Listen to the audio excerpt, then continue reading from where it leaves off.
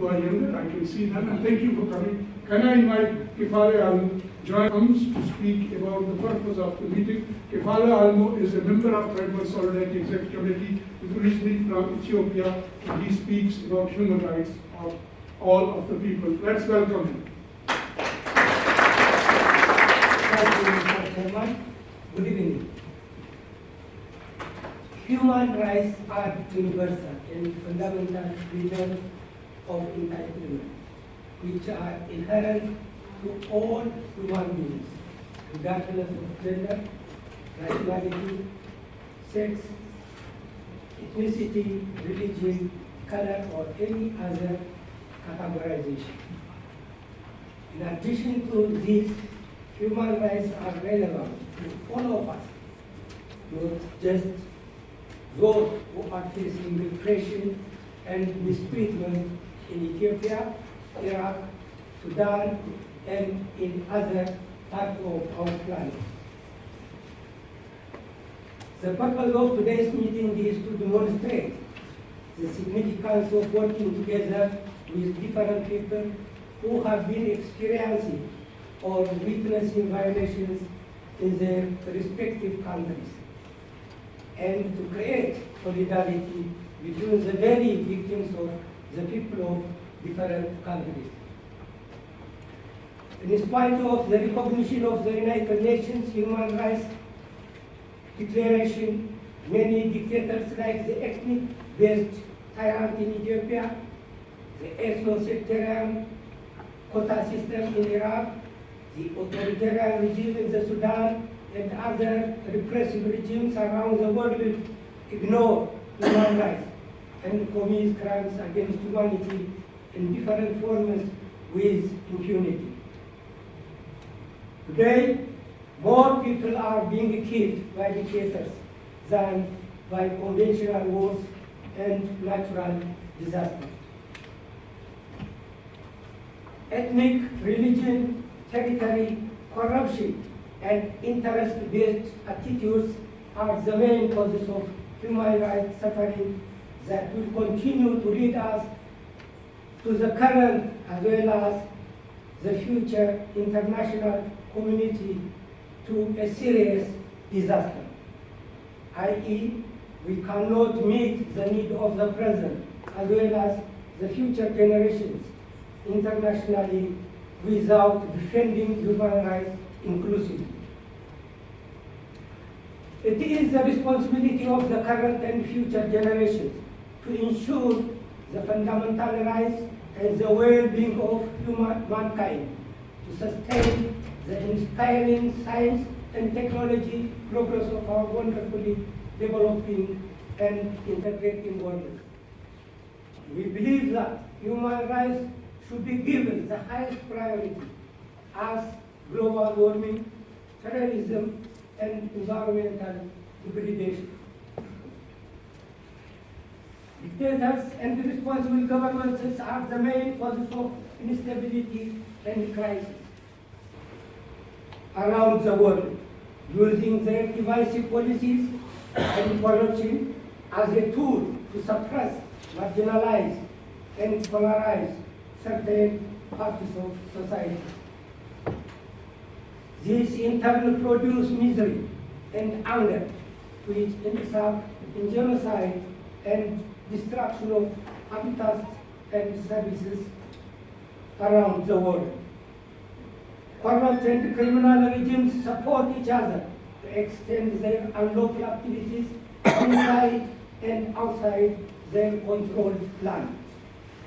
They also harm each other by arming and harboring the rebels of their neighboring countries.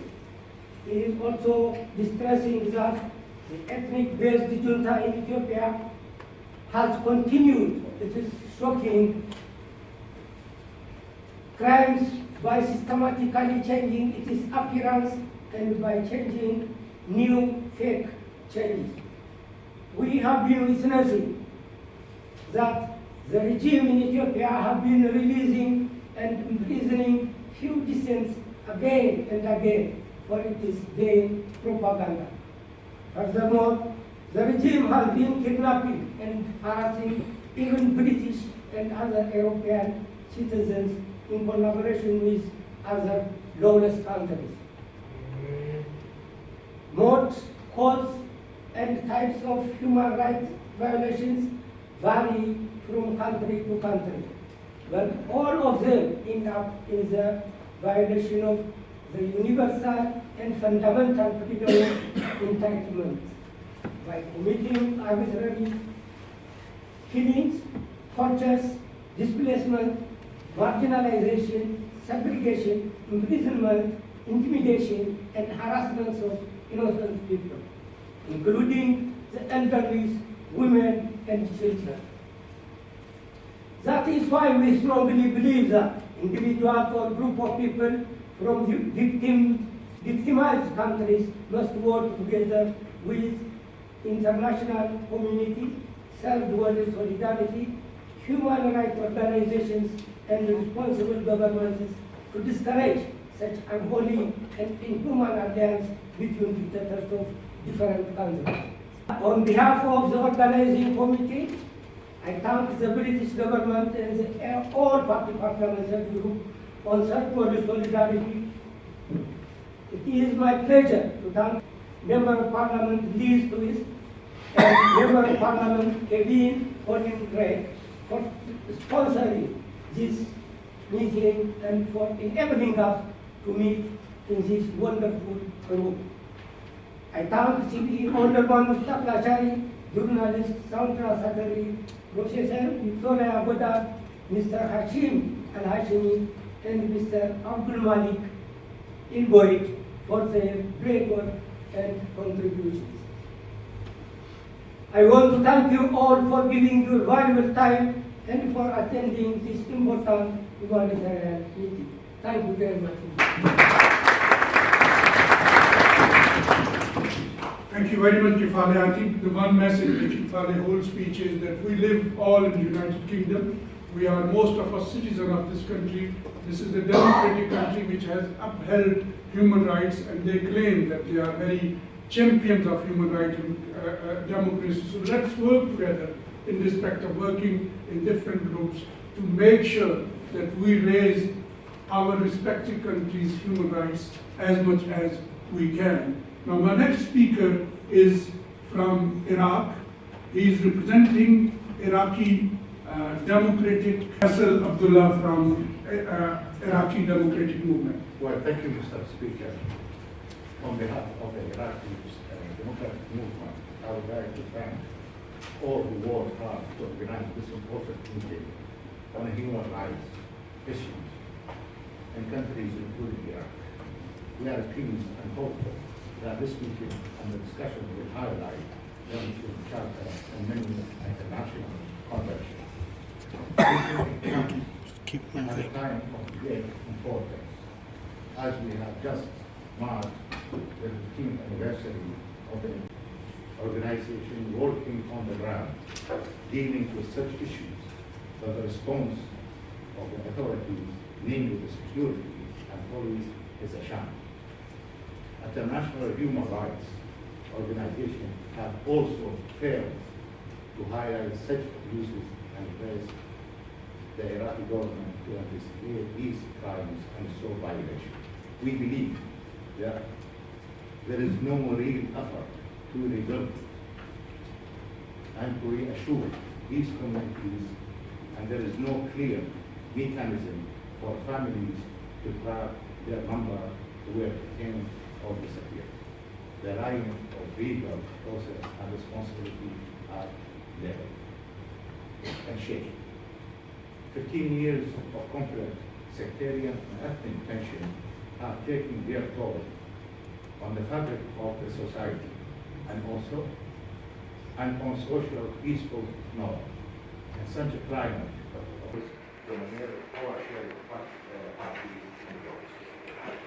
violation of the human rights have also taken place in the Kurdistan region, as we witnessed recently when demonstrations in several towns protested against corruption and deteriorating human rights.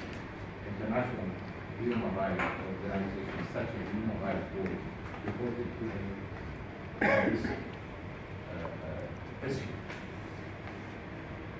As we approach a new general election in Iraq, the common belief and concern among Iraqis is that, again, it would not be fair for a free election. Those dominantly corrupt party will once more rob Iraqi of their rights as they seek to protect their dominance using the vast network of corrupt functions. Despite these big challenges, democratic forces will contest the election on May 12th. It is also important to point out that popular protest movement, which we are part of, which began in July 2015, is continuing every Friday in Baghdad at the Square and several other protests. Unfortunately, none of the British media outlet covered such a thing. Mr. Speaker, dear audience, what I have just said is only the tip of an iceberg, only a glimpse of a long list of challenges facing Iraq now. We, in the Iraqi democratic movement, firmly believe that the main source of such calamities is the disgrace and shameful the Ethno-Secterian order system. The only way to protect civil and human rights in Iraq must be through a peaceful change that is the establishment of a real democratic, modern, and civil state in Iraq, which will uphold and protect the human rights, a state where Iraqis are all equal citizens regardless of their religion, ethnicity, gender, or many things.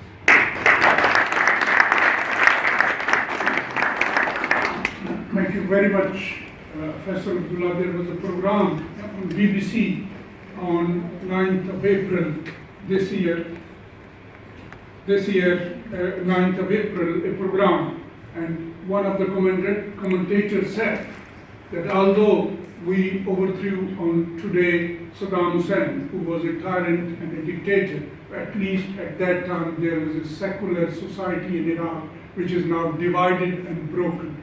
So I agree with that today Iraq is worse than it was on 9th of April 15 years ago. Let's work together with Iraqi people living in Britain, in Iraq, to make it a progressive, secular, democratic country, and we will stand with you to do it.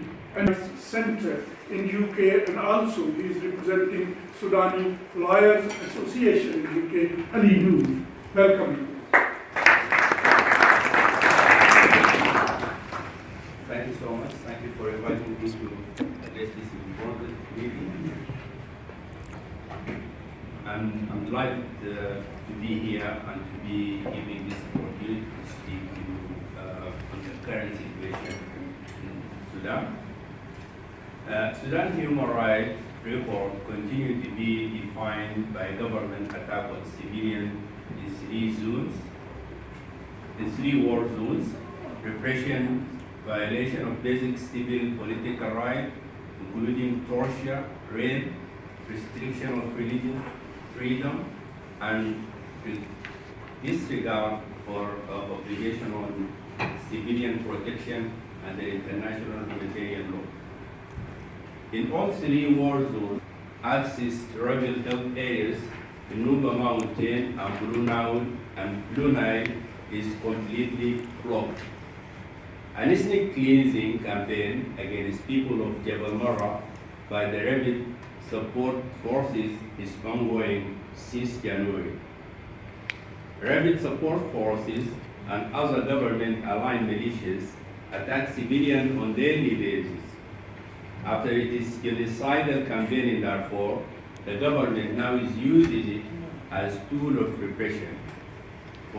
Ongoing impunity and lack of accountability for serious crimes in Sudan. President al-Bashir is wanted by the International Criminal Court for crime against humanity, war crime, and genocide. with the issuance of 2 ICC arrest warrants in 2009 and 2010, al-Bashir became the first ever sitting head of the state to be wanted by International Criminal Court. This was encouraged by the owners of the newspapers. In terms of corruption, Sudan is very serious. Corruption is very serious problem in Sudan. Sudan is the 175 least corrupt national out of 175 countries, according to 2017 Corruption Perception Index reported by the Transparency International. The head of the state and government is believed to have embezzled up to 9 billion from oil revenues. On freedom of religion, the international constitution of Sudan provided for freedom of religion, creed, and right to worship, assemble, and maintain places of worship. Some laws and government practices are based on government interpretation of Sharia system of jurisprudence and don't provide protection for religious minorities, including minority of Muslim groups.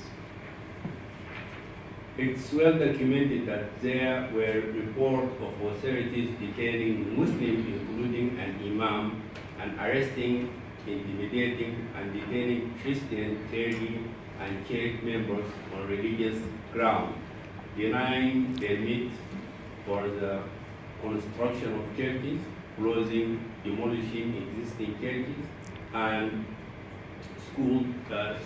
church schools. More than 25 churches in Khartoum state were demolished just in 1 year, in 2015, that they were not given permission from the relevant authorities.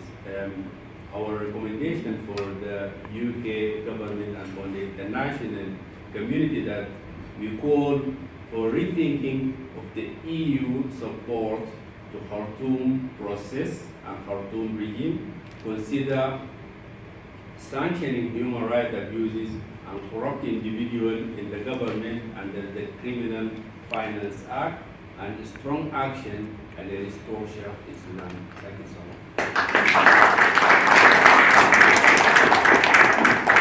Thank you very much, and there are many other cases I will go into. Can I invite Saundra Satterlee to speak on human rights in Ethiopia? Thank you very much. I'm quite delighted to have been asked to speak on Ethiopia, and I must say Ethiopia, at my young teenage time, is the country that I credit for politicizing me and giving me the interest to work in third world countries, as we call them, and it's a privilege to work with third world solidarity for 32 years. Yikes. I'd also just like to say that I've been to Iraq between the two Gulf Wars. I didn't spend long there, but for a conference. And so that was quite enlightening to hear your comments. And also, I've been to the airport in Sudan, which doesn't count, I'm afraid.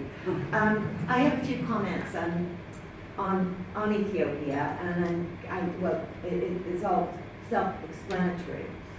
So, firstly, in January this year, as most of you, I suppose, will have seen in the news, Donald Trump referred to, quote, nations in Africa as shithole countries.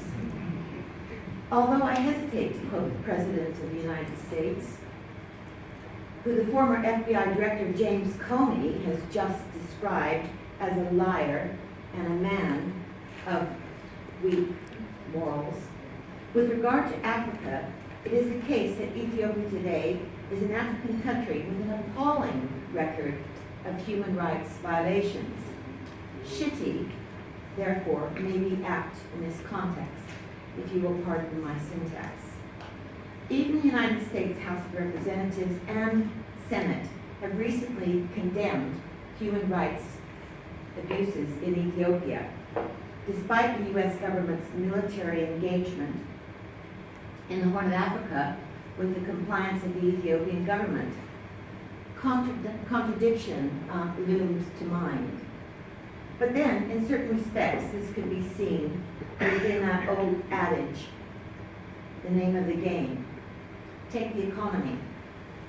While the Ethiopian economy has been lauded as an economic miracle the past decade or so, the country's record of arbitrary detention, torture, and extrajudicial killing of so-called political dissidents continues largely unabated. Whatever the relationship with the U.S., Ethiopia is very much these days on the global economic stage, with, for instance, China investing heavily in the country. According to one Chinese newspaper, private Chinese investment reached $269 million last year. And according to Johns Hopkins University in the United States, since 2000, China has loaned Ethiopia $12.3 billion. And then there's the acquisition of agricultural land by Indian businesses, with the concomitant massive forced eviction of farmers, especially in the Oromo region. In other words, land grabs without proper compensation in the guise of, inverted commas, development and investment. Or, to take another example, as reported by the New York Times last month, is the case of Mohammed al-Abadi, the son of a Yemeni businessman who's married to an Ethiopian, who is said to be Ethiopia's largest private employer. He is a prominent backer of the, as stated by the New York Times, authoritarian government of Ethiopia within his Saudi Star Agricultural Development, established to supply rice to Saudi Arabia, for example, and also, another example, Amodi's mining operations in the Oromo region. Despite being described as a country fraught with famine and poverty in the past, of late, Ethiopia is being lauded as an economic African miracle. However, deprivation, illiteracy, and destitution remain. Mr. Abiy has said that his government, quote, is ready to open honest and constructive dialogue with the opposition. But under his watch, the national state of emergency remains in place, as I've understood. On the matter of constructive dialogue and hopefully an improvement in Ethiopia's appalling record of human rights violations, in my opinion, and to conclude, until proved otherwise, the record on human rights in Ethiopia, regarding the record on human rights violations in Ethiopia, the jury remains out. Thank you.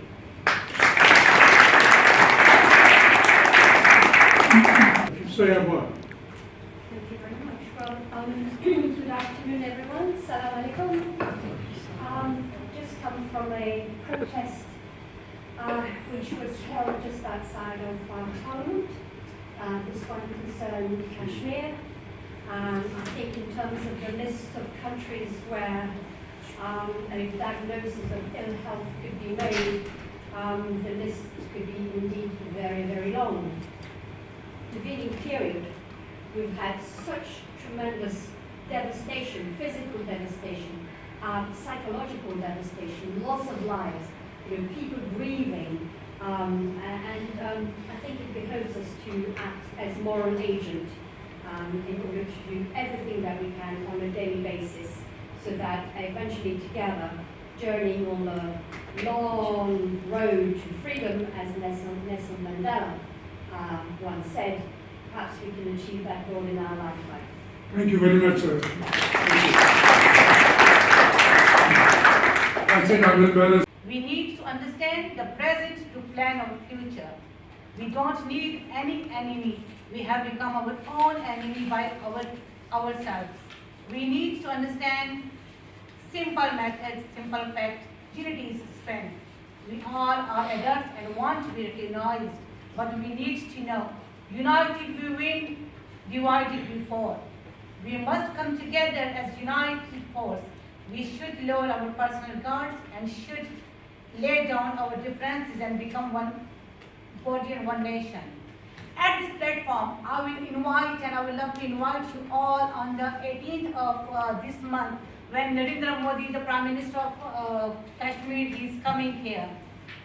I want you guys to join us to show our solidarity, our unity to the whole world, our simple, very ordinary step to take part as a nation, as a for humanity can bring a difference in the world.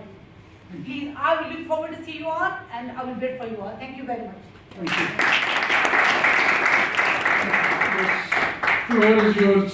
First comment or question. Yes, madam. I thought now men will start with still. There's no problem. We're all equal. Thank you very much. My name is Tahir. Thank you very much for this meeting. It's very important that we learn more about human rights of different parts of the world. I would really ask speakers representing different countries to tell us about good websites to refer to for information, for action. You know, we come and we talk and we talk and we get into a huff and then we go home. You know, we need to follow up these things with some concrete actions. Now, good rate.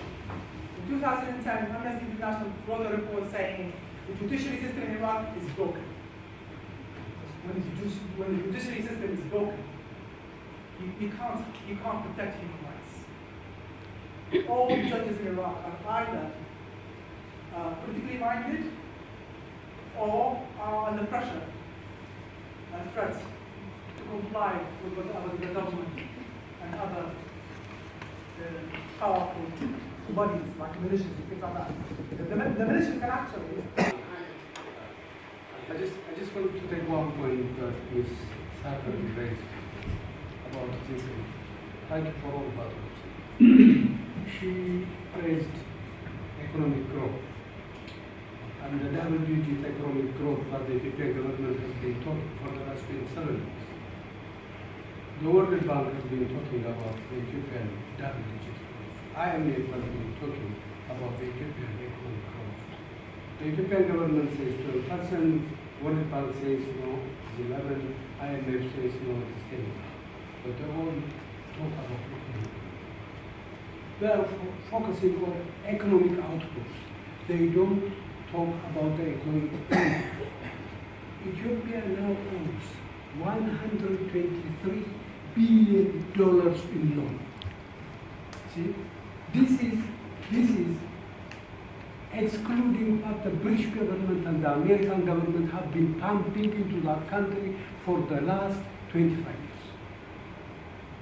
So if you look into what goes into the economy, and if it is carrying $123 billion of debt, which is going to be a liability for the coming, I don't know how many generations.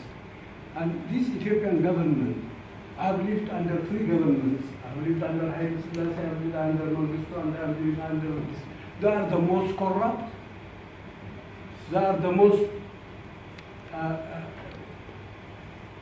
human rights violators. They are the worst of everything, really. And it is the minister, the statistics minister of the current government that came up a couple of years ago and reporting about population growth. She said, oh, we lost 2.5 million people. How come we lose 2.5 million people?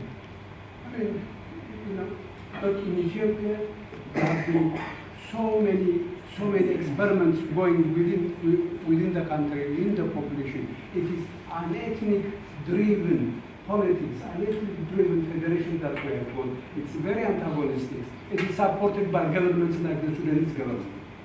Al-Bashir government is another government nearby that supports this.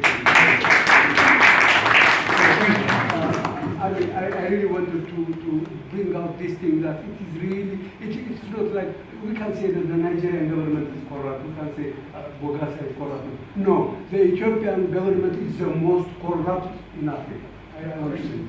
Thank you, Alex.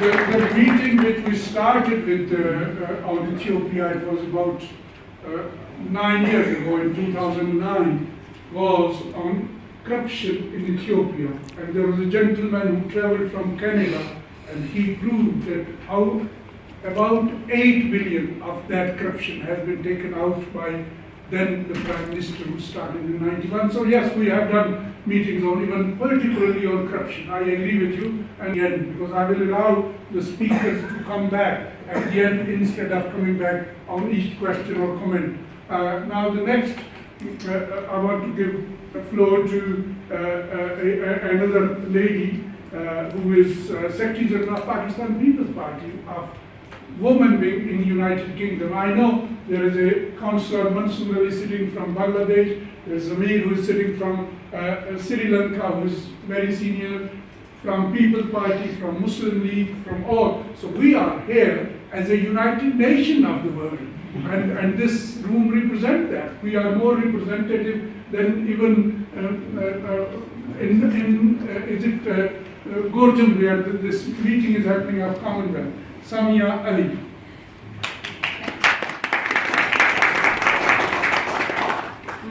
Everyone, and thank you so much myself to give this chance to come here and attend this meeting. Actually, I came here to learn a bit more. I didn't prepare to speak because already, so many people have spoken very well. Obviously, I'm quite shocked at the scale of what's going on in all these countries. Not that I didn't know. Obviously, we know about how deep it is. That was my reason to come here and find out. As the lady over there, she said, yes, we're having meeting, but what is the outcome? What are we going to do about it? I actually speeches and all that's so fair enough, but I would like to have some kind of practical practice for us. You tell us what way we can be, where can be helped. As Mr. Lasharie Saab said, that the women are the most, targeted human being for.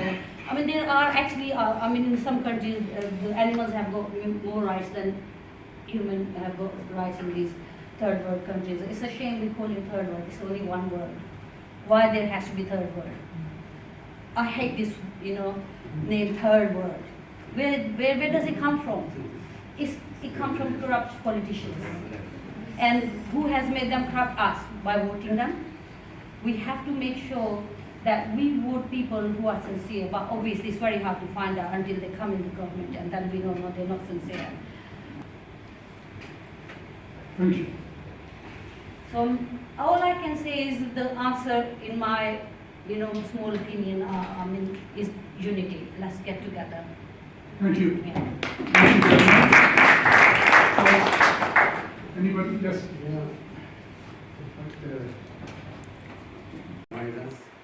And the speakers who invited us and gave us a lot of details which are new to me as far as Iraq and the speakers, of course, I'm from Sudan, and I know the details of what is happening in Sudan, and we have to stay here for years talking about the human rights violations in Sudan, because I noticed that all the 4 speakers, 4 member countries, and the other commentators, the ladies who talk about Bashir and others, they say sort of stereotype by behavior of violation of human rights in all those countries.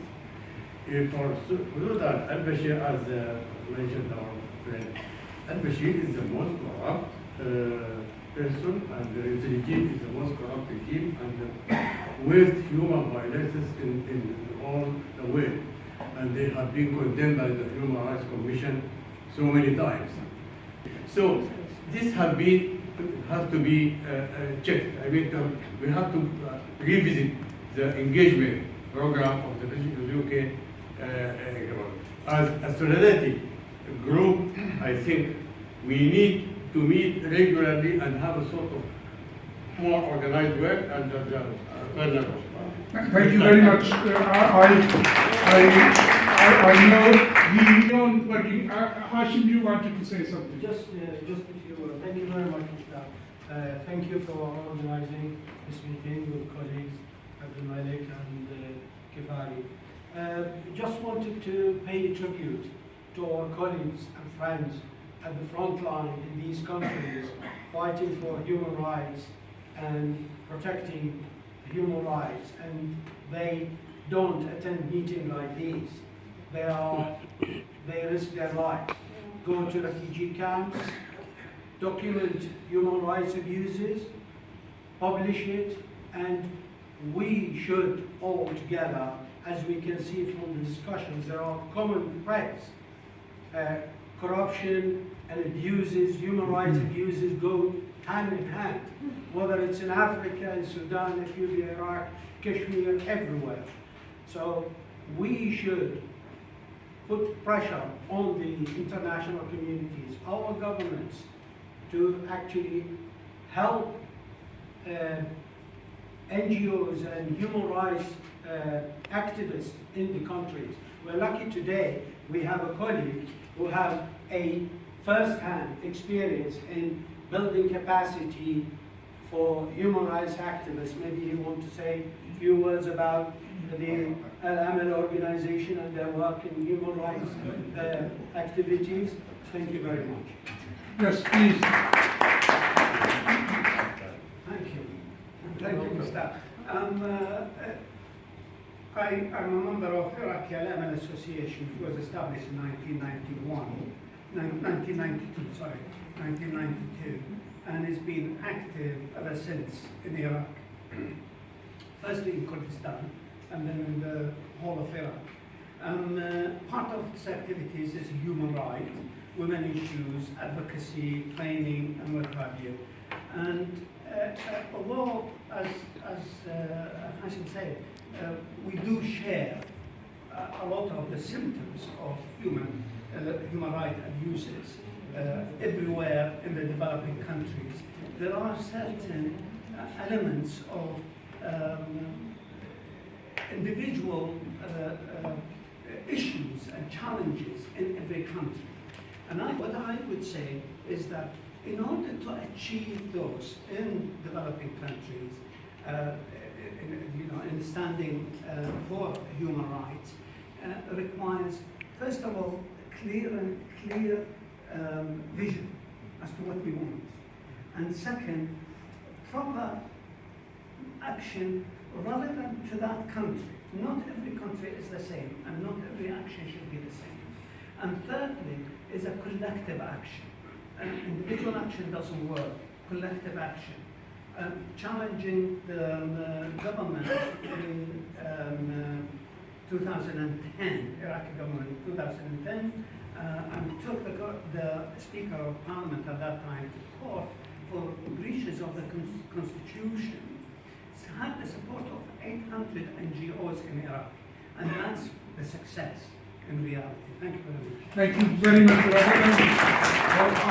Dr. Haq, you wanted to say something? I know you are late and you are coming from another meeting, I know that. It was good, but I'm glad that you informed me in that meeting in the Chatham House, so I came. And this meeting, so far I have heard that it is about the human rights. Yeah. And when you are talking at the roundtable conference about the human rights, on the ground in India, there are violation of human rights against the human rights of the minorities, or Muslim, Christian, and similarly, there is a violation of human rights going on in Syria, and also in Iraq, and outside this parliament, there is on the demonstration is going on, stop bombing the Syria. So when the human rights violations are going in the third world country, what we are doing, only lip service is going on, or we have some action, proper action, proactive action to stop it? Dr. Akshur, although some people are doing it, but I don't like it. Yes, madam? Say your name and then. My name is Nour, and I'm a Kashmiri, but primarily a humanitarian. And what's really resonated with me today by listening to everyone, and I'm really extremely thankful to all the speakers here today who have enlightened us all. It's been extremely insightful. But what's actually really resonated with me is the abuse of power with our dictators. There's no voice, the lack of unity, and it's the same problem throughout. And as Mushtaq had said earlier, what we really need, because I have this philosophy that's about setting the wheels in motion. Yes, we're all united here talking about it, but it's about what can be done. And that would be wonderful if a member of parliament could be present to actually hear us out, and something can be done. Because I see the passion. My heart bleeds with all the hearing about all the atrocities, and we're all aware of what's happening in Sudan, in Iraq, in Kashmir, all over Afghanistan, Syria. It's terrible, but about setting the wheels in motion and having us all to be heard is what is important. Yes, Machine, it is very important, and I will assure you that on the day, thank you, on the day when, yes, young man. Assalamu alaikum wa rahmatullahi Name, wa barakatuh. I'm Hashim Abdullah Mukhtar from Sudan, from Darfur. Thank you. I would like to agree with you, with all the speakers who spoke about human rights. We know that there is human right goes hand in hand with democracy. So we should all unite as to ascertain these states as to develop ways of democracy. The only way to develop democracy in Southwest, like my country in Sudan, we've been under dictatorship for the last 30 years, but we still hopeful that we will struggle. We will carry on doing the peaceful demonstration in the Sudan and out of Sudan until we will be able to reach the point where we will topple al-Bashir, and then our brothers in Ethiopia will have some peace of mind. I am speaking from the ground that these dictatorships has affected the whole world. We are speaking about Kashmir, speaking about Pakistan, speaking about Little Asia, Middle Asia, Africa, but there is modest improvement in some countries which have developed the democracy. Like, I can only speak about the neighbors in Africa, like Nigeria developed a bit of democracy, Ghana developed a bit of democracy. They will be able to hold their government accountable.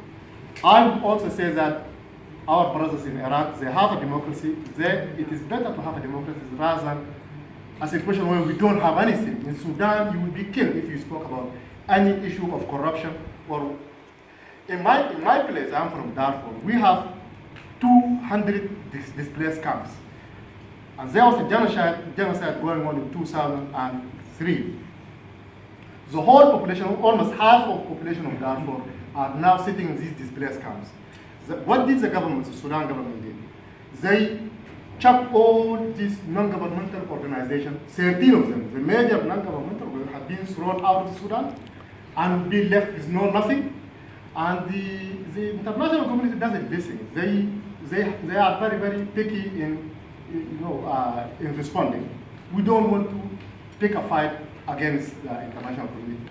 We will go with the flow. We will go with the way you have adapted that we all to have a solidarity so as to put a pressure on the UN and the other organizations, and would also encourage you, all these people who are here in the UK and in Europe, we have a space of democracy. We can go for demonstration. We should push these issues together. And if there's a demonstration for Sudan, people from Iraq should come and attend, because we need to make some kind of solidarity that it will depict a good picture of the whole nations of the world. They are asking for democracy, and thank you very much for this chance. Thank you very much.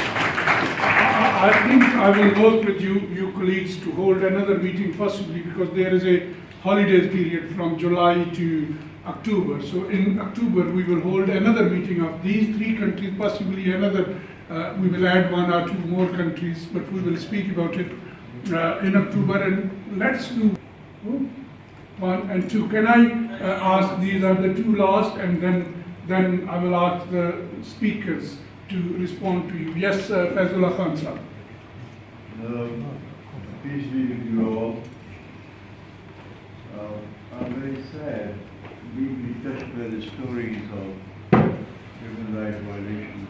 Out of simplicity and sacrifice and sharing, we cannot ask others to do the same. So perhaps this is something which we need to.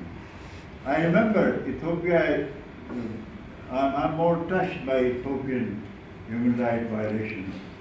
One of the oldest countries in the world where civilization grew for a long time. And some say that humanity came out of that little patch. I consider Ethiopians as benefactors of Muslims. Because when Muslims' rights were violated in Mecca, Ethiopia was the place where a just ruler was sitting there, and we, the earliest Muslims, were given refuge in there. So this is the history, that when you have just rulers, then obviously you need to glorify them for their justice and human right acceptance of that. So I have a deep sympathy for all those Ethiopians who have narrated their stories today, and I wish that their country is as just as it was in the days of my Prophet, peace be upon him. But we need to, as I said, we need to teach others by our own examples, and that is something we need to carry on with our children, with our friends, show tolerance, and be a model of that society, of that people whom you want to see. Thank you very much. Thank you very much for that. Two, and both are fortunately from Ethiopia, so you will be brief and not overlap each other. First, and then Aramis. Yeah, I think first of all I would like to say thank you. I think to the last speaker, it was very inspirational, really, to hear your knowledge of history and antiquity. I also share the views that were expressed in terms of the similarities and commonalities of the human rights violations that are happening, as we heard it, in Iraq, Sudan, and Kashmir as well. So really, to make it short, really, we've been here many times, and we did say, particularly about Ethiopia, because Saundra mentioned, we are under state of emergency. There is no cause for state of emergency. You declare state of emergency when the country is threatened, when there is a big upheaval and war. But just to maintain their power, the rulers of the regime, the ethnocentric regime, which is similar. I think you also used the term Ethno-Secterian. We're facing the same thing, using it's divide and rule, using ethnicity to divide and to rule. In terms of the actions, though, I think as has been mentioned, the word solidarity has been also voiced. I think when we come collectively, how can we work together in terms of where can we support each other, and maybe if we write something, we can list all our organizations, not just one country's organization, all the civic and human rights organizations can actually put their names and demand really human rights to be respected in this country or on that country. But also, we are in the UK, and many of us are UK citizens. How can we shame the misguided policy of, it is really shameful what we are seeing nowadays.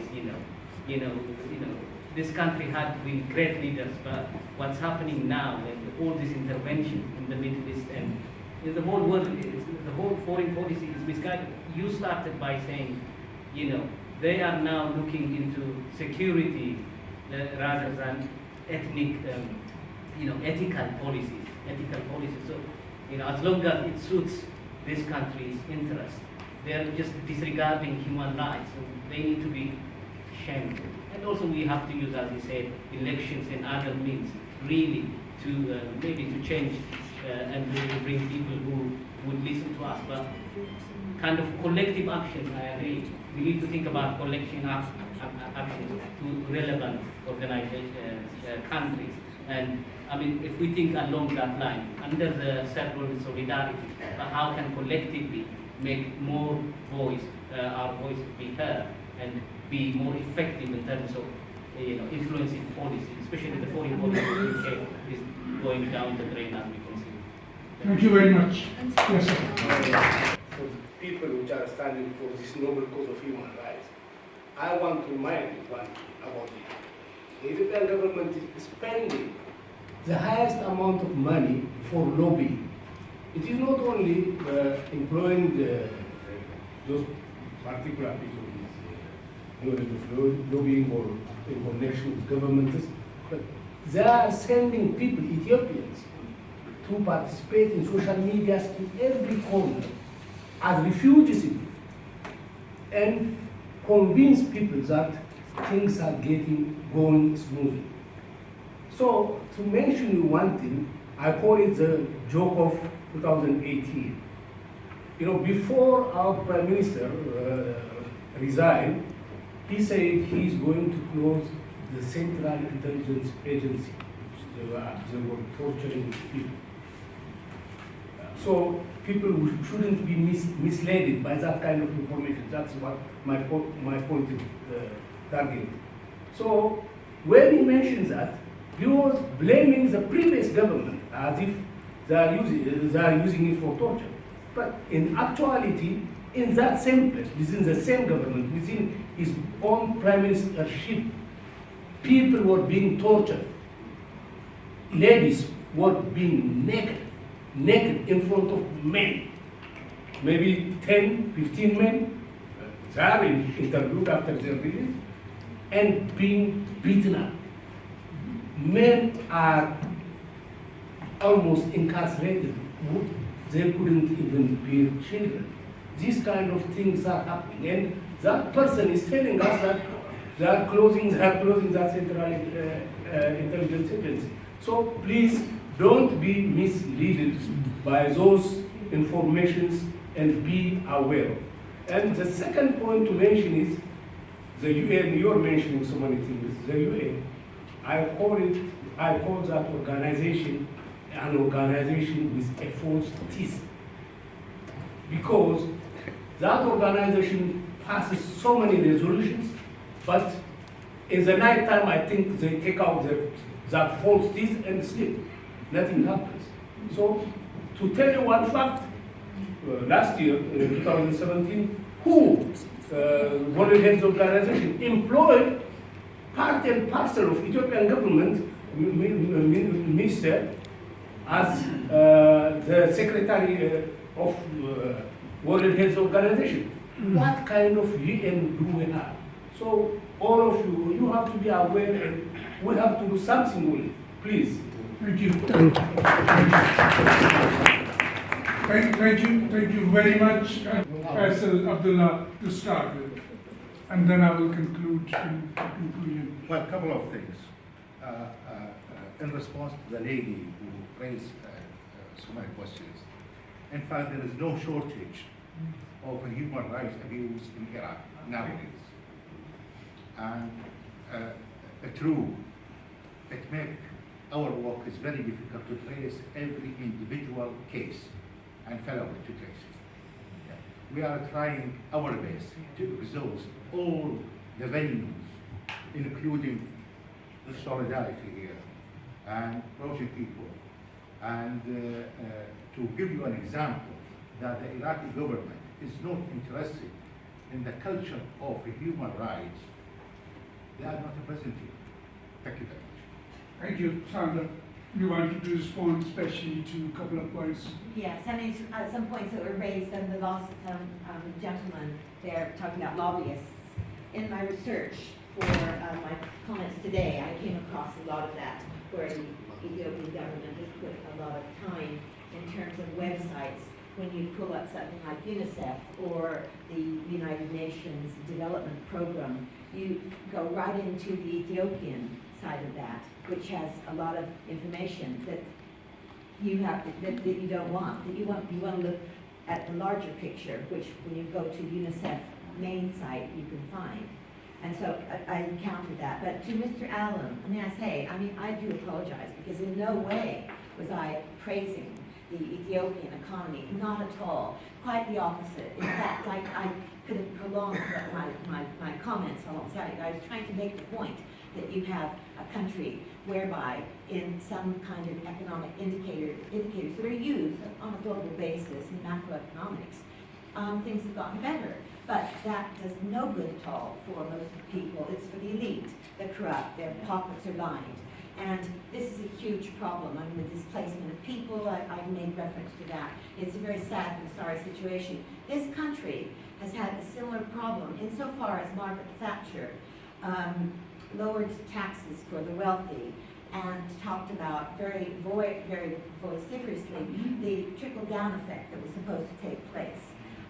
Certain economists from Cambridge and also particularly from France have commented on the trickle-down effect doesn't work. I came across in my research an Ethiopian who works for a United Nations body who used the word trickle-down. The elite are making money, foreign investments taking place, and there's going to be a trickle-down when everybody else, well, in Britain it's not worked. I mean, I despair to think it might work in Ethiopia. So, absolutely, it's the opposite of praising. It's saying that if you have corruption, extrajudicial killings, detention of political opposition, and all the things that I named, and some economic growth, it ain't worth much. In fact, it needs to be challenged. How to work together? I think we need to, like, here in the UK, we can work together because now there is a developed means of communications. So I think we need to use it, and we also need to engage our second generation. They are not working with us. We never talk to them. They have very advanced skills, and they will really push our work, and they will our integration with them and with the UK communities is very important for our work. And I think we need also at some point to form a coordination and like steering committee or whatsoever. When we come here, we come for an action, to take action here, but during this time between the meeting, we should have something to do together. And solidarity is very important. When someone is talking about my country, and he is Ethiopian, and he's talking about al-Bashir, the people who never turn to my meetings, they will listen that Ethiopians are taking care of our issues. So we need to help the Ethiopian because they are human rights in Sudan, and I'm sure the same impact will happen if we talk about Ethiopia as Sudanese. It will unify the Ethiopians for the human rights. Thank you so much. Thank you very much. My task is to just conclude in 2 minutes, and first is to thank few people who have not spoken. They have attended the meeting and not spoken. I can't say everybody, but some of them.